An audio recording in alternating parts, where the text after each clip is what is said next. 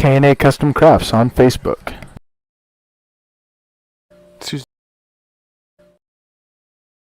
Suzanne's Paparazzi Jewelry.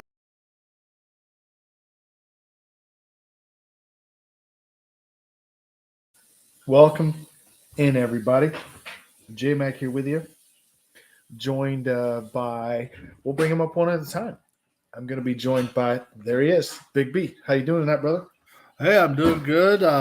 We took a bye week last week. Kind of missed talking about the Cougars, but we'll make it up. We'll talk about them this week. So can't wait for the season to start.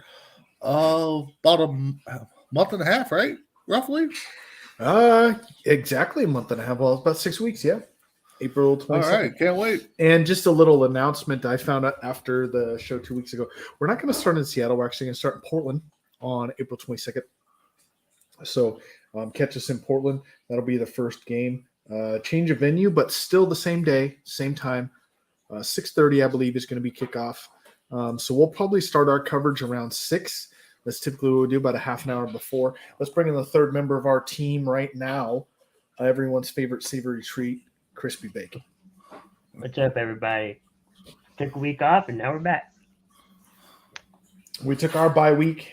Dynamite drop in, Chris. Dynamite drop in. Dynamite drop in, right? Chris. That broadcast school is really paying off. I know, right? That's going to be a fun season. I'm excited. Definitely. I'm definitely excited for the season. And watching, I got to show everybody this. I wasn't going to do it live on the show, but I'm going to. I'm going to show you what we got, what I'm planning. We're going to make this real. So, if anyone doesn't know what this is, I know. So this is a smoke and light machine. Ooh. So we're going to have 2 of them sitting there. They're going to blow smoke up with lights everywhere, and we're going to announce the Cougars as they come into the stadium. That's cool.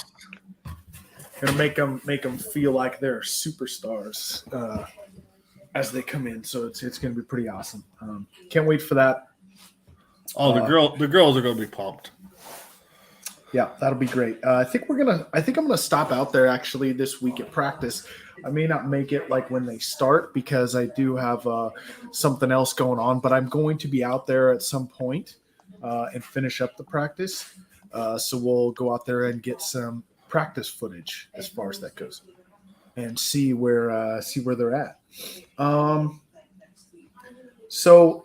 Big Babe. Yeah. Why don't you tell us a little bit about what you think as far as what we're going to be looking for as far as the season goes, like the style of play and what we can expect, if that makes sense. Yeah, I get what you're saying. Probably a lot of running. I mean, hopefully they can produce a passing game this year. I know we went over the stats a couple weeks ago. It seemed like they had a few different quarterbacks in there, but hopefully we get a more steady quarterback play, keep up the running game, get the pass game going. On defense, just keep do what they're doing. Produce more turnovers, get more sacks. I don't want to say we're just going to see a vanilla team out there, but hopefully, get some different formations, learn some good plays. So you're not predictable, so you're not out there finding that one Madden play that we all look for that, could take it to the house all the time. I'd use that all day or what's the movie? Remember the Titans where they only had 4 plays, So, I'm definitely going to watch the offensive and defensive line like I normally do when I watch football games, see who wins the battle there, because that's where it's won at. It's one on. To me, it's one on the offensive and defensive side of the ball on the lines. In the trenches, as they say. Yep. That's where it's won, is in the trenches. Offense and defensive line for sure. And to me, like, I know that we haven't really gotten into this. Chris, I'm going to get some thoughts from you here in a minute. But I don't know about you guys. And this is kind of just football overall. But, back when you used to make your own team per se, like playing Madden and stuff. For me, I always got the best offensive lineman and the best defensive lineman first. Yep.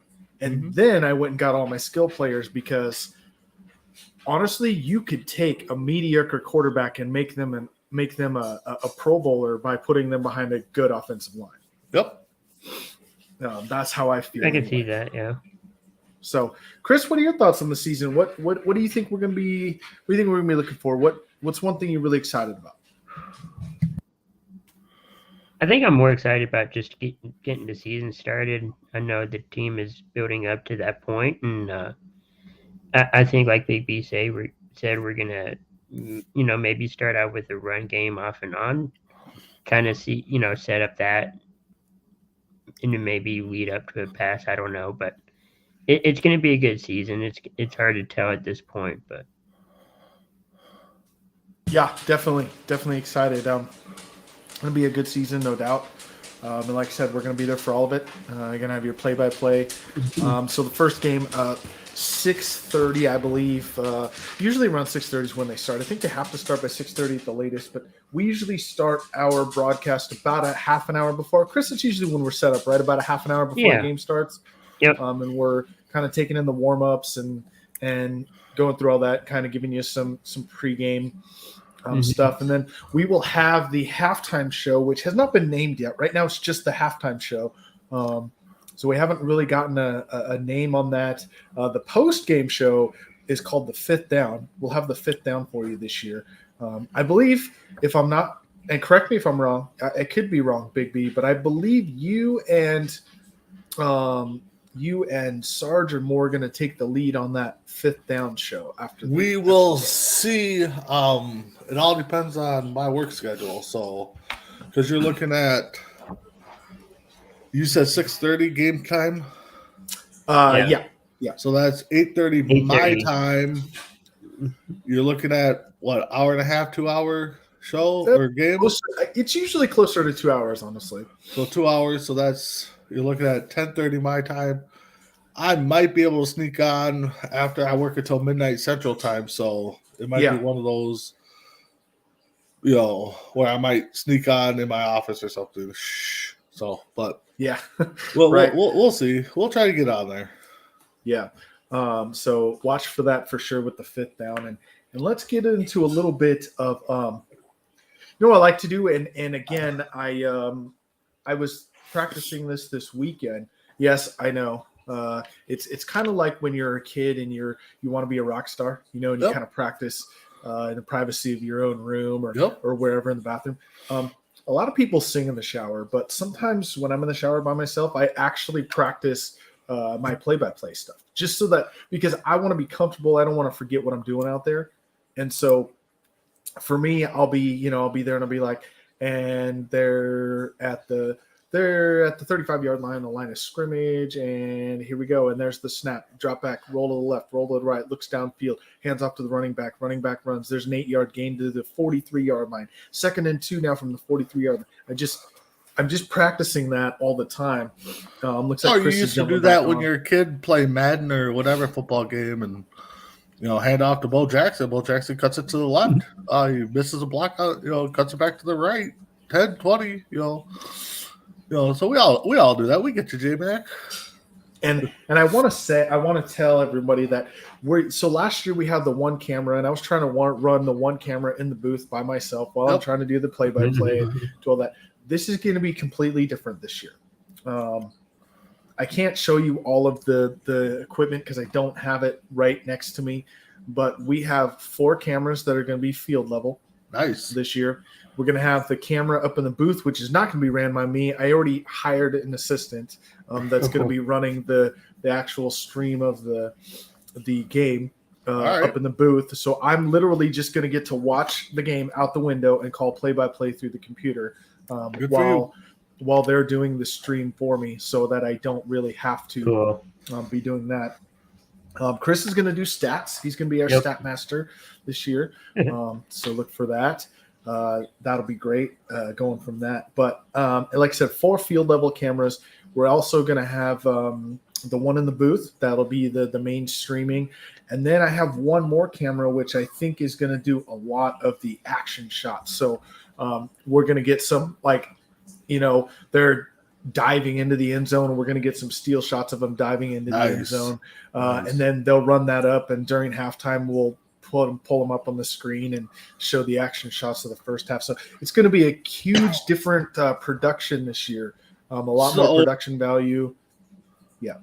And that's just for home games, or are you guys going to be able to do this on the road? So we can't do some of the things that we can do at home games on road games. Okay. So it really on road games, it's kind of up to the venue that we're in, what they're going to allow us to do. Okay. But you'll have the camera upstairs still. Yes, we will still have the live stream camera, and my guess would be that we'll have at least 2 field level cameras on the Cougar side of the field during away games. But it definitely is going to be up to the home venue on where we can put those cameras. Yeah. But home games, we have the setup. We're the media there, so we kind of run what's going to happen there. And you'll get out to practice and set those up and kind of preseason, sure. Do our preseason work and make sure we do our preseason work. Exactly. We got to get out and try those. So definitely all of those. And it's funny. I was charging everything last weekend. Practice actually got canceled last weekend. I was going to go out there and do some stuff, but we got a surprise snowstorm. You were talking about that before the show, Big B. We got one last Saturday night, and no one could really make it out to practice. So they went ahead and canceled practice. But I had everything set up, had all the cameras plugged in, had all the battery packs plugged in. My house, it had 2 surge protectors full of stuff that was all charging. But we have, so just to give you an example of some different production value this year, I do have one thing next to me. So like this. So this is a light and a microphone, and you're going to have another camera in here where it's going to pick up the audio and have the light going. Nice. And that's one of the smaller ones, but we'll have the bigger one going with that also. And so definitely some production value, but let's get into talking more about the Cougars. I don't want to leave them out in everything that we're doing. Also. So Chris, why don't you give us an idea of, in your opinion, what is the responsibility of a special teams coach? So what's your special teams coach going to like? What That's a good one. That's a good special one. teams? First off, start with this. What does special teams mean? Start off with that, because a lot of people don't even know what I'm talking about when I'm talking. Well, if you're the Vikings, it means nothing because it's basically your kickers, punters, kick returners, punt returners, anything that doesn't have to really do with offense or defense, although they are part of the offense and defense most of the time, except for your kickers and punters. But sure, why are they so important to the team? Why is the special teams important? It can mean, a difference of field position or a few points, 3 points, 1 point, your field goal, your extra point. Having a good kicker or punter is probably, it's underestimated, but it's probably the critical part. Okay. Yep. Why a punter though? Really, don't they just snap him the ball and he just kicks it? They just kick it. Yeah. Does it really pay off to be a punter? Well, if you could, it could if it's a big kick and you get him down to the 1 yard line, basically your 1 yard line, where the opposing team's back. Whoa! I don't understand. What do you mean the 1 yard line? What do you mean pin him at the 1 yard line? Like basically have a fair. From what I understand is getting it. I don't know how to really explain it. Big B, help him out. So when he says pin them at the 1 yard line, what does he mean? So that's 1 yard from your goal. If you're defending, it's basically goal, your red zone. Your red zone. So your side of the ball. Well, the punter's main thing is they used to call it coffin kicking or corner kicking, and you kind of kick away from the returner, especially if they're a good one, and you either go left or right. You don't want to kick it down the middle because typically that gives the returner more options to go left or right. So if a punter is good enough, they're going to kick it to the left, they're going to kick it to the right. You're going to see everybody go that way, and the punter has either one option to go forward or go left or right, depending on where the ball is. Or they'll let it bounce, and then you want to get that punter's roll where it rolls closer to their end zone, so they got a longer way to march down the field. Oh, okay. So then if they trap them at the 1, as you were saying, then how far do they have to go to score? 99 yards. Yeah, I was gonna say at least 99. Yeah. Yeah.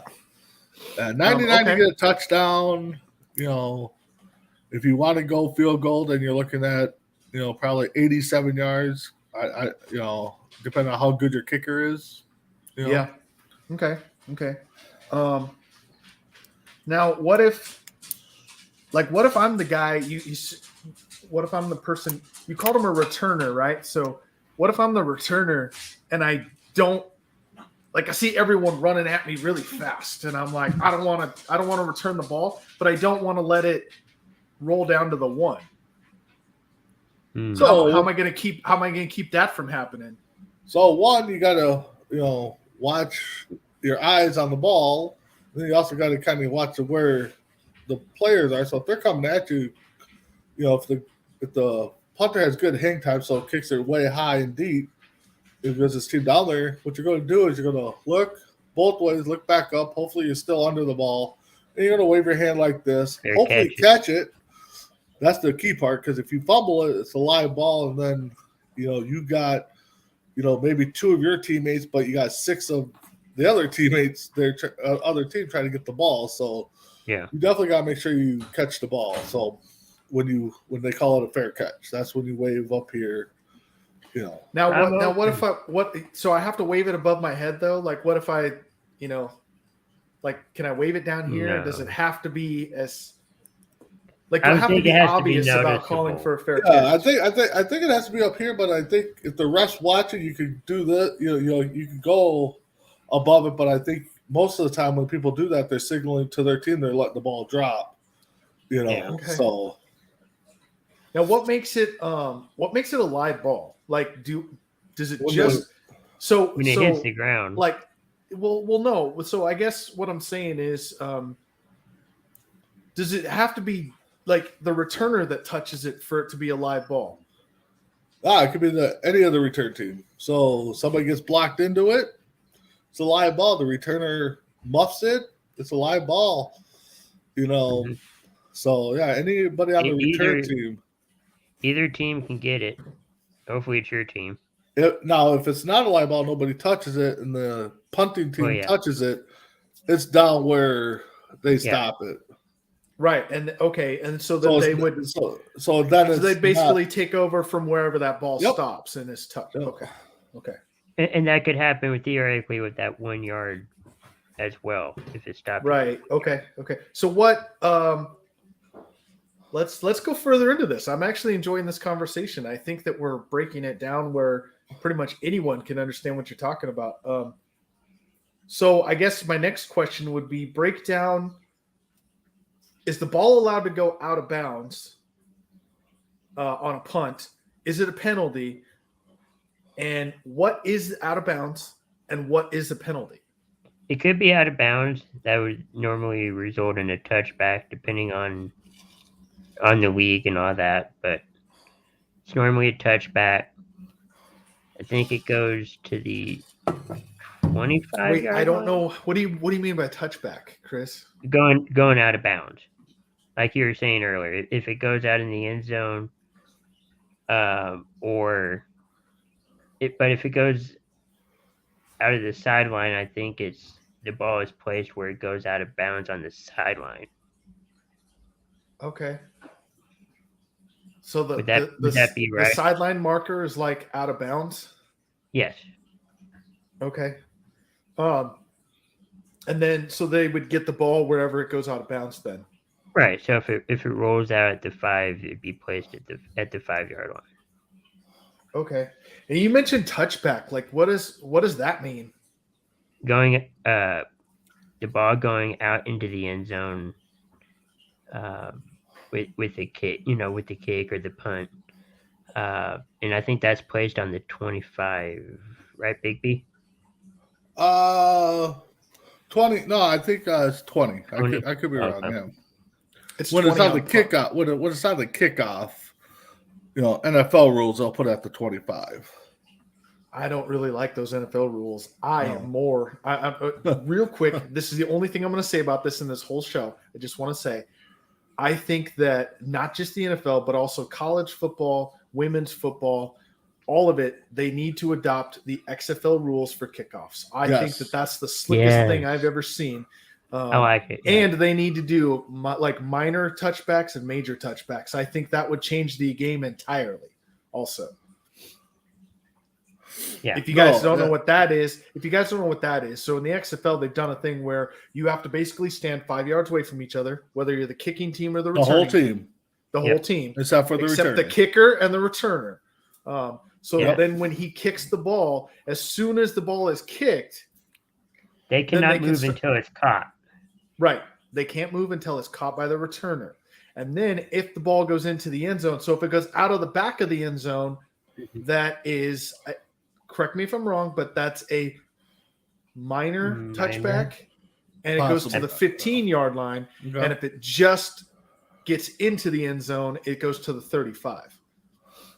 Yeah, no, I definitely. That could be reversed, but that's basically how that works. And so I think that's because that would make the kicking game exciting again in all of football. If you made it where you don't want to kick it into the end zone, you want to make them return the ball. And the thing is, too, it opens up for a lot of trickery, reverses, because now you got 10 guys on both sides of the line.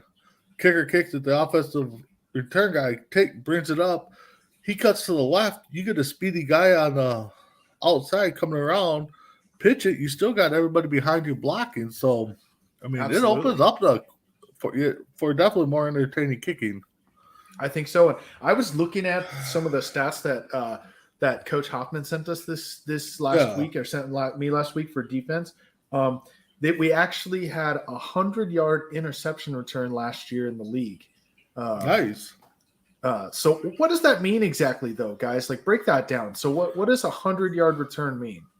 So that means they took it from one end zone, touchdown area, all the way down to the other end zone, 100 yards. If you're like the NFL, they'll count it 105 because the guy was 5 yards deep in the end zone. But typically on an interception, you jump the route in front of the receiver, catch the ball, and you got green grass all the way. Nobody's touching you. Okay. Well, what if so what's the difference between offense and defense? Like what's kind of the we talked about special teams and kind of explained what they were, but what does the offense do? Like, what's their goal? So the offense, of course, they get the ball. So they're wherever they're at on the field, their goal is to go for the touchdown on the other side. So they got two end zones. You're defending one, you got to score in the other. So as the offensive player, you're trying to get there a short amount of time, run the clock, but you're just trying to get there in as many plays as it takes. It could take 1, it could take 12, it could take all quarter, So, your goal is to march down the field and score. Okay. And then Chris, what does the defense do? What's the defense's job?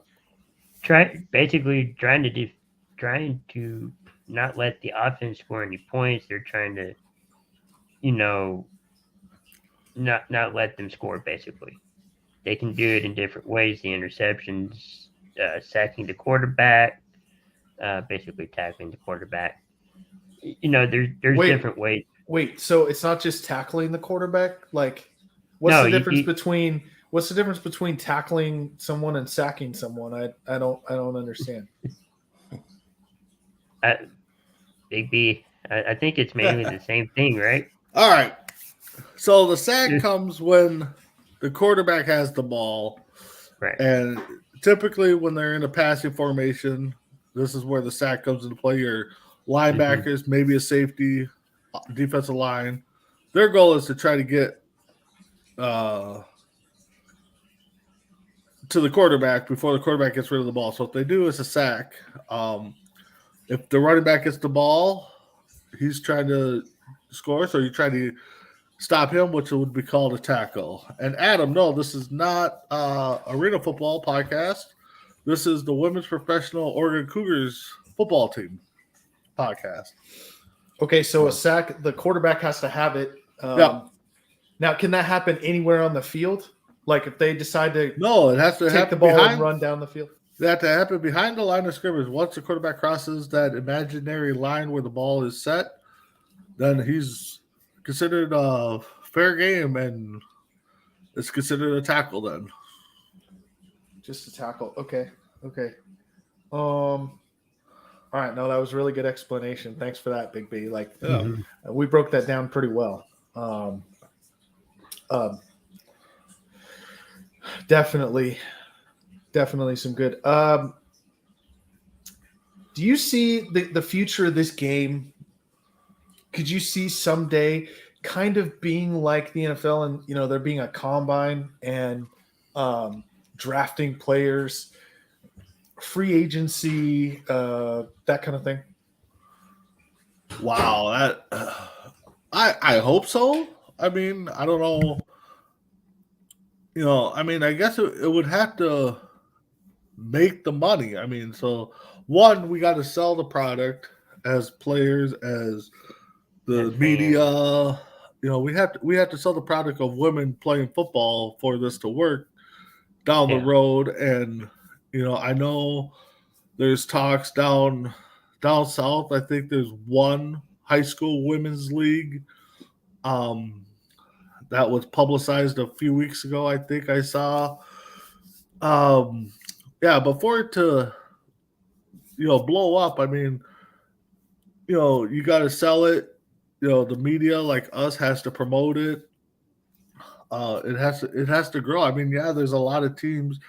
If you Google women's professional football, there's a lot of teams, but they're typically in the same area, like Minnesota, Wisconsin, Iowa, North, South Dakota.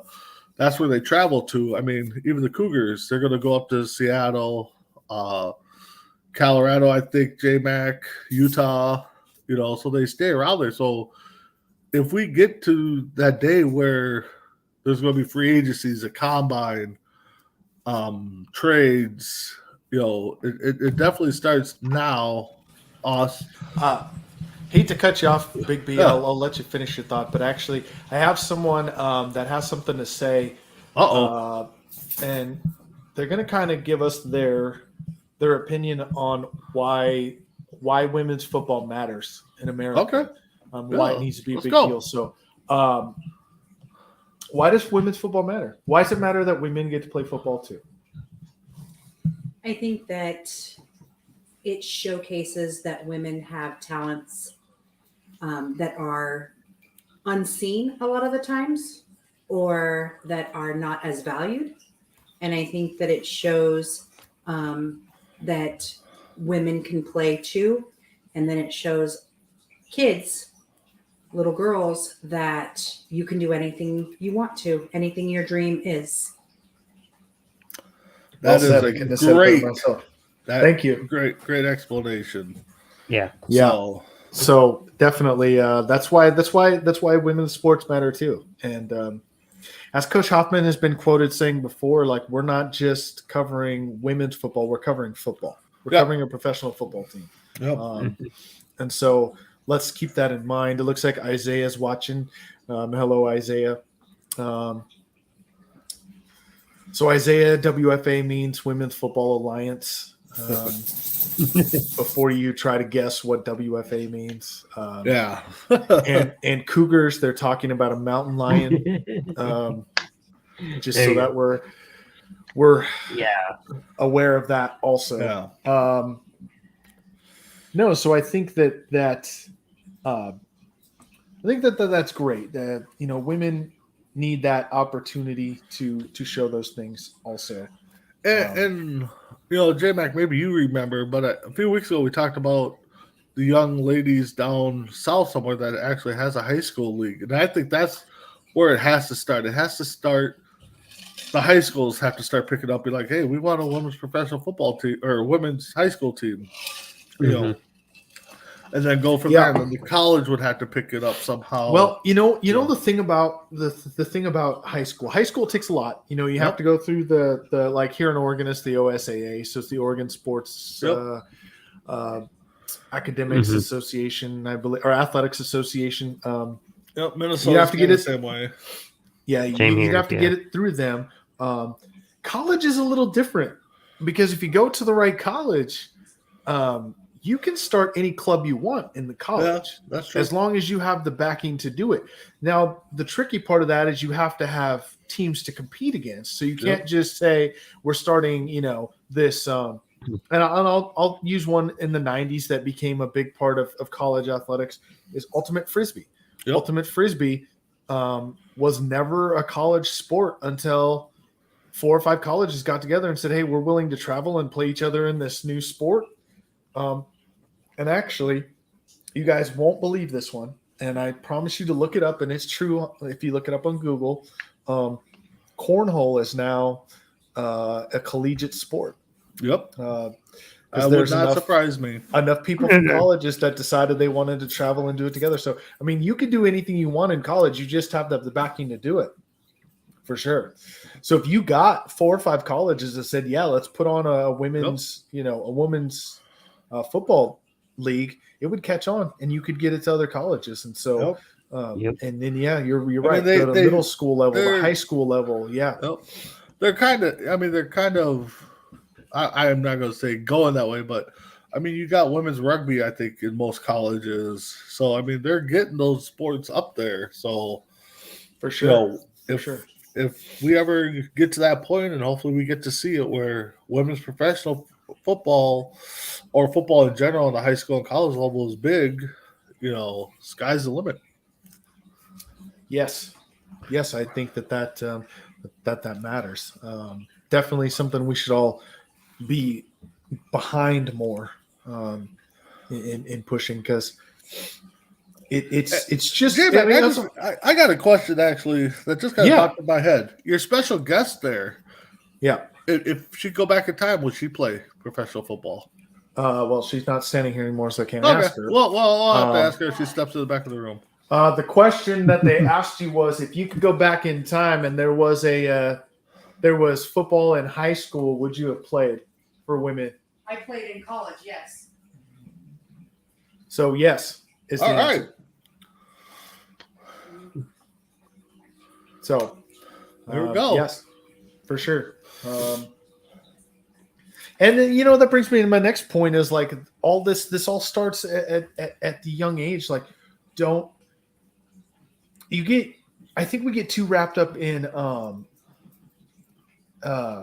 how do I describe it? Because I don't want to sound one way or the other about it, but being more accepting of people. Let's use this as an example. So most of the time, us guys will get, I want to have a son so that he can grow up and I can teach him how to play football and he can be a football star.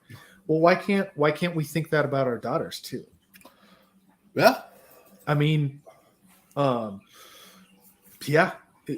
not? Why can't they sit down and understand the game and know what everyone's going to do on every play?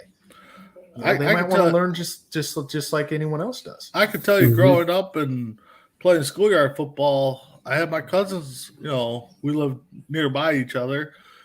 One of my cousins, female, I swear she could probably chuck it 30, 40 yards in the air. And every time I picked her and put her at quarterback, everybody had laughed and they all got burned. And not once but twice until they learned, So, right. So yeah, it's out there. But like you said, J-Mac, I mean, a lot of guys, I can't wait till I have a son. I want a son so he can play sports. It's like, yeah, but girls could do that too. So, Yep, for sure. So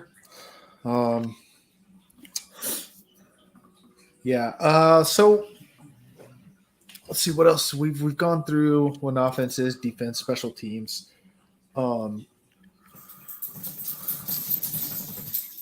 Let's go what's a phase of the game that in any football? So we're talking Yeah. women's football. It doesn't have to be women's, but what is an important component of the game maybe that people don't see, maybe that isn't publicized as much as it should be? So, if I'm thinking where you're going with this, I think specialty outside of the offensive defensive line play, I think specialties plays a big part because if you can kick that ball and pin them deep in their side of the field, that makes it harder for that offense to move up. And of course, if you got a good kicker, kicking field goals is a good thing too. But I think that special teams part that we talked about, especially on the punting side, if you can pin them back as far as they can, it's going to make it harder for that offense to move the ball more times than not. So I would say that those special teams, especially the punting side, is probably overlooked. Chris, do you feel like football is more physical or mental? I feel like it's both, but maybe I would say physical. I feel like it has both though, because you're trying to think about on the mental side, what plays they're going to think of next, either on offense or defense. You're trying to be one move ahead. Sometimes that doesn't always work because of penalties or injuries or something like that. And then on the physical side, you got to have to make sure your body's ready to be tackled, and you're not injured too much or healthy enough to play. So Sure. I would have to say it's kind of both, but maybe more physical. Now, Big B, do you, off the top of your head, remember what John Madden said about football? Oh God, he says so many good things. I mean, he's the one that always says that offense or the line win the battle of the lines, you're going to win the game more times out of 10. Outside of that, I can't. Once you say something, I'll probably remember what you're talking. Well, if you remember the movie The Little Giants, that's the one I'm referencing when he's in there. Okay. And he teaches them how to play. He says football is 80% mental and 40% physical. Yep. And I would agree with that. I remember, I can't remember who we talked to, but one of the girls that we talked about or had interviewed, they talked about one of the games that they played went into like 3 or 4 overtimes, and neither team could score. They wanted to play rock, paper, scissors to end the game. Right. They're joking about it. So I think there's a certain part where, once you get past a certain point, it's all mental. You don't want to overthink things, make a mistake. You still want to be physical down the road, but I think a lot of the mental stuff comes from your coaching staff. Person calling plays. They don't want to overthink things. Like Chris said, you're trying to outthink what the offense is trying to outthink what the defense wants to do. Defense is trying to think, okay, it's this. They're going to run the ball. Let's go after them. So you don't want to overthink, especially late in the games. So I agree. Probably 70-30, but Madden knows the game more than we'll ever think about. So he says 80-20 back then. It's 80-20. And they didn't want to go into 7 overtimes like A&M did. Probably. Yeah, right. For sure. I'm with you, Brandon, on a lot of the. I've always been a defensive guy. I think defense is important. Yep. For me. And I am that defensive coach that if a team has run the ball, so if I'm playing a team that has a running back like Derrick Henry, okay, I'm putting 8 and 9 guys or girls, and 8 or 9 players. Let's go 8 or 9 players in the box. Mm-hmm. And if they beat me on a deep throw to the outside, guess what? They earned it. Yep. Because they beat me with a deep throw to the outside. But I'm not going to let them beat me with what's working because that's making an adjustment. No. Or what a lot of teams do they call it a spy, and it's typically your middle linebacker if they're quick enough that they'll be like, okay, your 100% object is to focus on this guy. Typically, it's a quarterback, but I can see them doing, like Derrick Henry. It's like if Derrick Henry goes left, you're following him. You're going to mirror every move he does, so he can't get the ball. So, but yeah, I agree with you. If they're doing the run game, yeah, I'm putting 7-8 guys in the box, and they beat me on a pass. They beat me on a pass, but they're not going to beat me what they're best at. For sure, I completely agree with that. Yeah. And that's too where the offense is like, okay, they're stacked the box. Okay, how can we adjust? Typically, a lot of people will take their star player, aka running back. They'll put them on the line, or they'll put them in the slot, which is next to the starting receiver, and they'll try to run that way on a sweep or something like that. But a lot of times it's if the team's got your number, and now the defense is trying to get you to play outside your box. Mm-hmm. Or what's comfortable with you. Just like the offense is trying to make the defense play what's outside their box. So we've seen a lot of comebacks lately in football, whether it's been men's, women's, college, XFL, all of it. We've seen a lot of big comebacks. So with that said, do you think, Big B, that it's harder to adjust, say at halftime, being down by 20 points or being up by 20 points? Well, if we ask Minnesota, they're going to say it was easy to adjust when they're down. But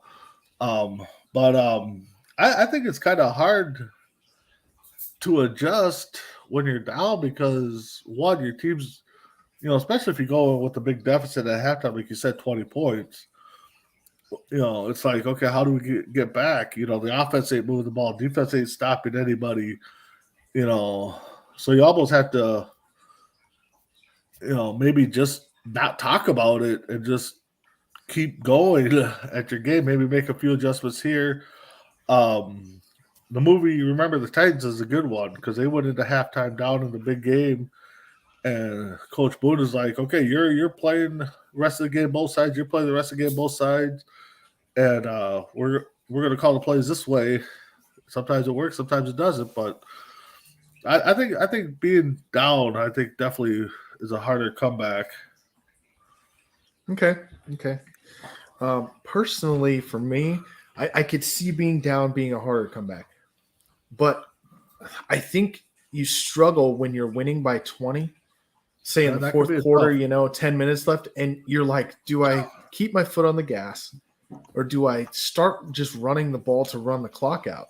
What do I do here to win the game? And then defenses start playing a prevent defense, and I wish Mess Around was here for this one because what does the prevent defense do? It prevents you from winning the game. Another saying Madden always said all the time. Yeah. Mm-hmm. Yeah. And you're kind of right, J-Mac. I mean, being ahead at halftime, trying to, okay, what do we do? Again, that's the mental part, overthinking it. Do we keep the same game plan? Do we hope that they adjust the wrong way and we can still keep scoring? Or, and then definitely down, 6-7 minutes left, 10 points. Let's say you're still up. All right, do I run the clock? Do I try to score again? What happens? The defense is all amped up too because they know they've come back. They cut the lead in half, and now, okay, we got 6 minutes to do something, so we're going to go all out, so hopefully they'll get the offense to make a mistake.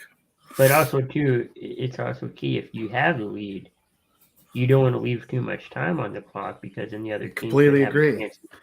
I will tell you. Unless you're playing Dallas, they just leave all the time on the world, and they just run in the middle with no timeouts left. Yeah. I will tell you the worst one I ever saw was actually in high school. We were winning 13-7, a minute 28 left on the clock. And They have a timeout left. I think we have a timeout left. Anyway, we're moving the ball, running the clock, so you're thinking we're going to keep running. Well, the quarterback audibles to a passing play. Mm-hmm. I think y'all know where I'm going with this. Tries to hit the slant from the slot receiver in the middle, throws an interception to the linebacker who runs it back for a touchdown. Ooh. Oh no. They kick the extra point. They're at 14-13. We go out the next play with 1:06 left, a timeout left. This is a high school game. Mm-hmm. He hands the ball off to the running back. The running back fumbles at the 40-yard line. Ball game. Yeah. There was a game here in Minnesota Yeah. pre-COVID or around this time. I think they're down 3. It's on YouTube. I'll have to find the clip and let you guys share it. Down 3 touchdowns and a minute or so left. They score. Onside kick, get the ball back, they score. And it's like, okay, what's the chances of them getting another onside kick and scoring again? And they did it. So, yeah, they come back from 3 scores down in less than a minute to win a playoff game, I believe. I'll have to look it up, but Yeah. It's crazy. yeah, it's crazy. You're right. Anyway, not a whole lot left to say. We'll leave you with some final thoughts here before we but thanks for joining us. We enjoy doing this show and highlighting the Oregon Cougars and the great season that they're going to have. Come out and support them, by the way. I do want to throw this in there. Come out and support them. They do not charge an admission. They go by donation only. Make sure you give them something. Don't show up and give them $5 for 5 people. I mean, that's, throw them $20 to bring your family out there because they're doing this to entertain you. Come out, help the vendors out. The vendors come out, they bring food, eat some food, have a good time, buy some swag. They got some Cougar swag out there. Help the team out. Also, you want to be a sponsor, get a hold of one of us. We will get a hold of Chuck and make that happen for you for sure. So make sure that happens. Big B, any final thoughts? For me, I mean, I can't wait. We're about 6 weeks away, like J-Max said. Can't wait to watch some more football. I know we got plenty on TV, but to be part of this team and supporting them, and I mean, everybody knows I live in Minnesota. We got a team here too, and but to be part of this organization and do what we do, I can't wait. I just can't wait to see the girls get out there and light it up for us. And hopefully we're talking big things down the road. More big things, I should say. Yeah. Chris. Yeah, thanks everyone for watching, tuning in. Season's coming really close. 3 weeks away, I think it is. It's 6 coming weeks, fast. Chris. 6 weeks? Okay. Yep. Either way, it's coming quick and, getting excited. For sure. It's going to be awesome. Catch us again. April 22nd, we'll be live with the first game, opening game of the season for the Oregon Cougars. We'll have it for you live, play-by-play. We'll start half an hour before game time. We'll start our coverage of the game. We'll try to get some pre-game interviews, some in-game interviews. That's the other thing we're going to try to bring in this year is some in-game interviews. I think that's going to be awesome. Getting an excitement. After, and hopefully they're all good interviews. Hopefully we're not talking to the coach when they're down 30 points and he just wants to get in and get the team hyped up for a second half. Hopefully we go in and it's always and good. Hopefully we viewers, fans, help us out. So if we ask a dumb question, let us know. We just asked someone a dumb question. I'm pretty sure that Coach Hoffman will let us know if we asked a dumb question. Like Coach Hoffman, how did you end up losing that game? And his answer is going to be something like, well, because they scored more points than we did, obviously. No, that is green answer. They are who they thought they were. Yeah. We are who they thought they were. Yeah. They are who we thought they were. Yeah. And hopefully within before the season starts, J-Mac, you can score us a couple interviews with the girls, coaches, staff. We're gonna do our best. We're gonna do our best. That's for sure. Thanks for watching, tuning in. It's Coast to Coast Entertainment Center inside the Cougar Den. Next. And Yep. Sports Minute will be on next. Check that out. Check out Four Bros on Friday. Some great stuff over the weekend. On Deck's coming up soon. I don't know Yep. if it's this week or next week. March 18th, we're going to start. March Saturday. 18th. Okay, Yep. so a week from this Saturday, that'll start. I'm excited for baseball season. But Catch Sports Minute coming up next. And we out.